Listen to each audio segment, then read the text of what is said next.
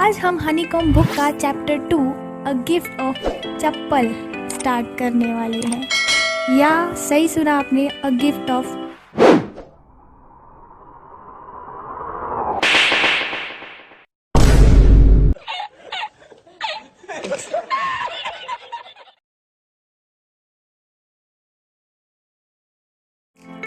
इस स्टोरी में एक छोटी सी बच्ची है जिसका नाम है मृदु, जो मद्रास यानी अब जिसे चेन्नई बोलते हैं वहाँ रह रही है अपने तापी और ताता के साथ।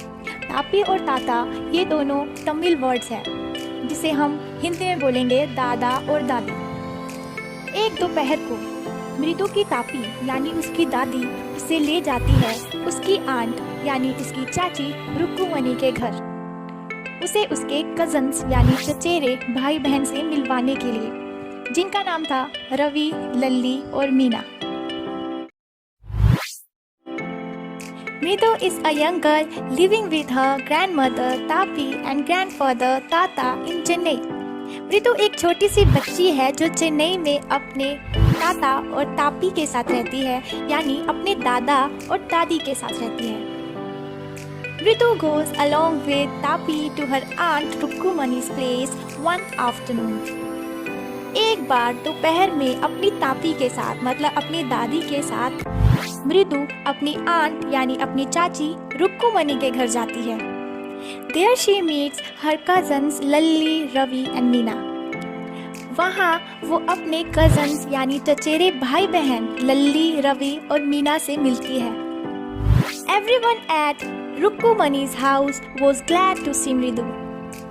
और सभी रुक्कुमणि के घर मृदु को देखकर बहुत खुश थे। Ravi dragged her to the backyard and took her behind a thick bitterberry bush. Ravi मृदु को घर के पीछे बैकयार्ड में ले गया जहाँ पर एक बिटरबेरी बुश यानी कड़वे बेर की घनी झाड़ियाँ थी। There was small little kitten inside a torn football. एक फटे हुए फुटबॉल के अंदर वहाँ पर एक छोटी सी किटन यानी छोटी सी बिल्ली थी। The small creature was busy drinking milk that was kept inside a half shell of a coconut. वो छोटा सा क्रीचर दूध पीने में बिजी था जो एक कोकोनट के हाफ शेल कोकोनट के आधे छिलके में रखा गया था। Meena informed Mridu that they have found the kitten outside their house in the morning of that day. Meena ने मृदु को इन्फॉर्म किया, बताया कि उन्हें जो ये किटन है वो सुबह के टाइम घर के बाहर से ही मिली थी। But they must keep it as a secret. Otherwise, the grandmother will leave their house immediately. But उन्हें ये बात सीक्रेट छुपा कर रखनी होगी, नहीं तो अगर पाती दादी को ये पता चल जाता कि उनके पास कैट है तो वो घर से गुस्सा होकर इमीडिएटली तुरंत चली जाती। After Meena finished, Ravi started complaining about how unfair elders are. Meena की बात फिनिश होने के बाद, ख़त्म होने के बाद जो रवि है वो कंप्लेन करने लगता है, शिकायत करने लगता है कि जो एल्डर्स होते हैं, बुजुर्ग होते हैं, वो कितने अनफेयर होते हैं, मतलब कितना गलत करते हैं। Ravi was upset that they were being taught to be kind towards animals. Ravi इस बात से अपसेट था, दुखी था कि जो एल्डर्स हैं, बड़े लोग हैं, वो जानवरों पर दया दिखाने की सीख तो देते हैं, but when we were trying to do so, elders were screaming at them, calling the kitten a dirty creature. But जब वो ऐसा करने चाहते हैं तो जो बड़े लोग हैं उन पर स्क्रीम करते हैं, चिल्लाते हैं और बिल्ली को एक डर्टी क्रीचर, गंदा जानवर बोलते हैं। Then they explained how difficult it was to bring milk to the cat without letting Pati know about it. फिर उन्होंने एक्सप्लेन किया, बताया कि कितना डिफ़िकल्ट, मुश्किल था बिल्ली के लिए दूध लाना, वो भी पाती यानी दादी को बिना पता चले। His grandmother was suspicious while he was taking out milk for the kitten from kitchen.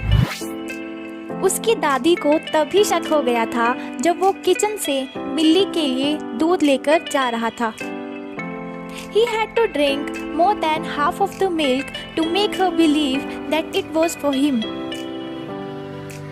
उसे दादी को विश्वास दिलाने के लिए कि दूध वो अपने लिए लेकर जा रहा है, उसे हाफ से ज़्यादा, आधे से ज़्यादा दूध खुद ही पीना पड़ा था। He also told Mridu that they have named the kitten as Mahendran. उसने मृदु को बताया कि उन लोगों ने बिल्ली का नाम महेंद्रन रखा है। मृदु loved the name because it sounded real, unlike those cute ones given for the kittens. मृदु को बिल्ली का ये नाम काफ़ी पसंद आया बिकॉज ये नाम ना बहुत सच्चा सा लगता था और उन क्यूट प्यारे से नामों से बिल्कुल अलग था जो नॉर्मली लोग इस तरह के जानवर के लिए रखा करते थे। Ravi further added that its complete name was Mahendra Verma Pallava Punai and MP Punai is short. Ravi ने आगे बताया कि इसका पूरा नाम तो महेंद्रन वर्मा पल्लवा पुनई बालमुरुगन नागराजन पुल्लिराजु पुट्टमुरुगन चिंचुनगप्पे चिन्न मुरुगन बालस्वामी शेखरन पुट्टपर्ति लोककल्लू तुम्मल लवंगम सर्वपल्ली वेंकट। कुछ ज्यादा नहीं हो गया ये? मतलब कुछ भी। He informed her he could make it from its fur that it was a fine breed cat, a close relative of lion family like the one that Pallava kings used in their emblem. Then Ravi ने मृदु को ये बताया कि उसने बिल्ली को ये नाम कैसे दिया।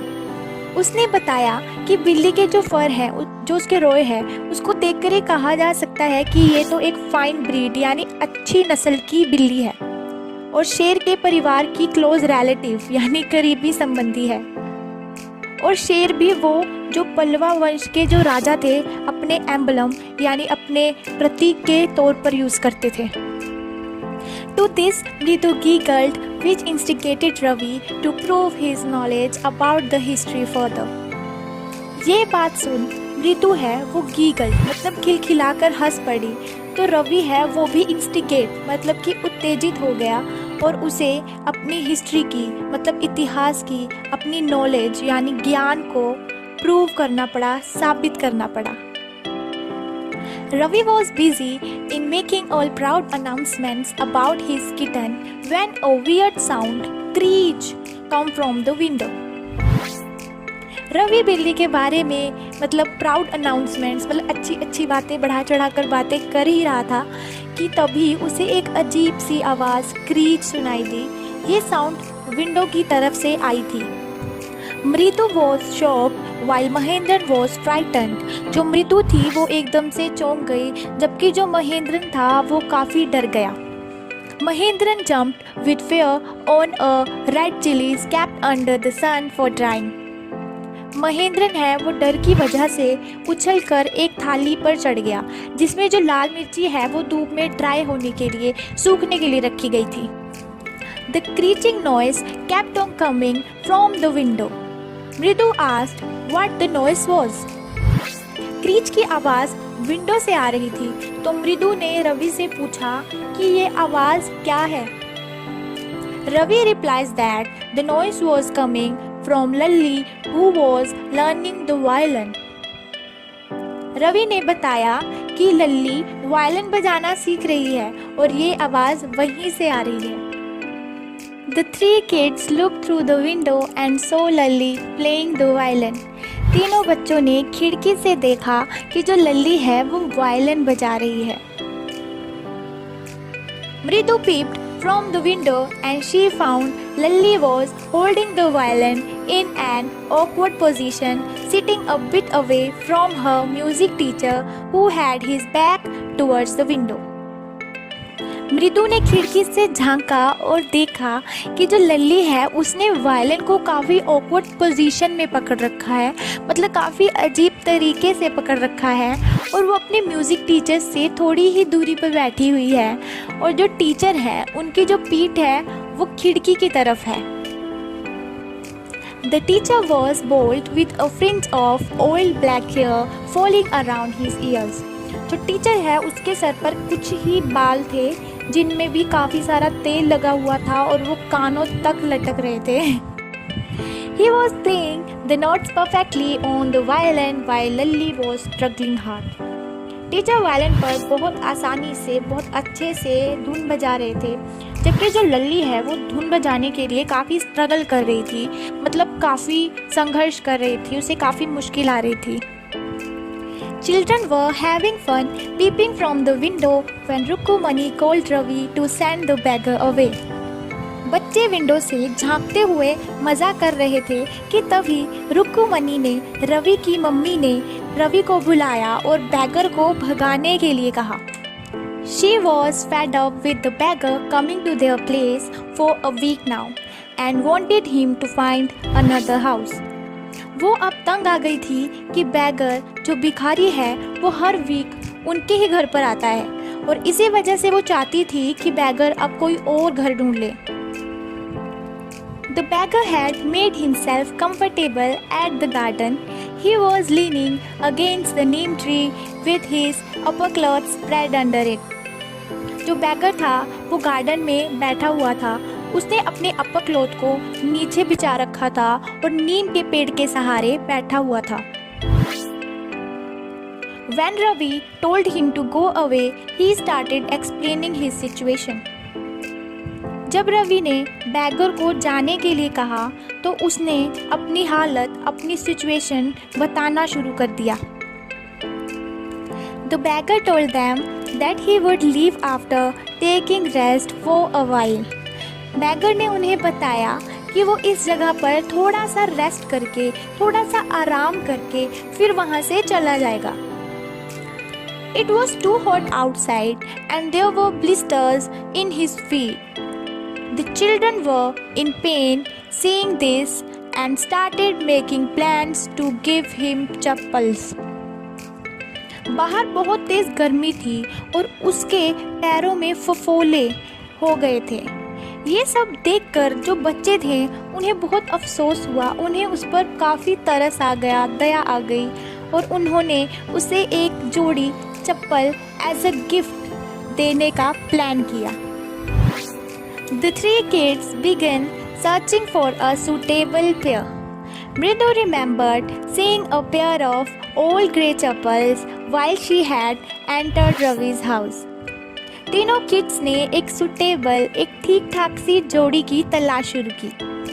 मृदु को ध्यान था कि जब वो रवि के घर पर आई थी तो उसे घर के बाहर एक ग्रे कलर की पुरानी चप्पल दिखाई दी थी. So she asked Ravi whom they belong to. इसलिए उसने रवि से पूछा कि ये चप्पल किसकी है. Ravi took the chappals and gave it to the beggar and asked him not to come again.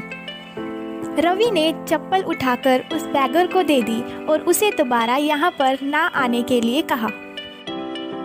The beggar went away wearing the chappals and blessing the children.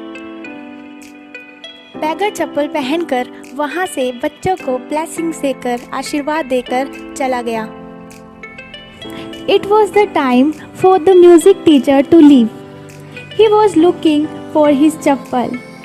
He called Lally and they looked everywhere but didn't find them.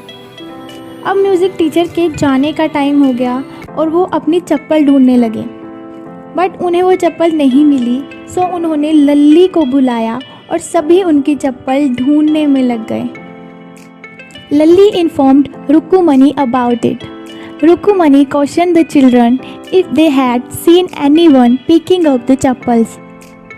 लल्ली ने रुक्कुमनी को बताया तो उन्होंने बच्चों को बुलाकर पूछा कि क्या उन्होंने यहाँ से किसी को चप्पल उठाते हुए देखा है.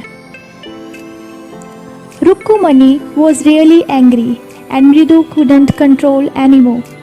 She told her that they have given the music teacher's chappals to the beggar. रुक्कुमनी नाराज़ हो रही थी तो मृदु अब और रुक नहीं पाई और उसने सच बोल दिया. उसने उन्हें बताया कि उन लोगों ने म्यूज़िक टीचर की चप्पल उस बैगर को दे दी है. Rukumani went inside and brought Gopu Mama's new chappals and gave them to the music teacher. रुक्कुमनी अंदर गई और उन्होंने गोपू मामा की नई सी चप्पल लाकर म्यूज़िक टीचर को दे दी. The teacher was happy getting the new chappals but still pretended as though it was tough for him to accept them. Music teacher चप्पल पाकर काफ़ी खुश हुए बिकॉज उनकी पहले वाली चप्पल काफ़ी पुरानी थी और काफ़ी अगली थी, गंदी थी। पर उन्होंने ऐसा दिखावा किया, ऐसा प्रिटेंड किया कि उन्हें ये चप्पल बिल्कुल भी पसंद नहीं आई, उन्हें ये एक्सेप्ट ही नहीं है, उन्हें ये स्वीकार ही नहीं है। तो रहने दो फिर।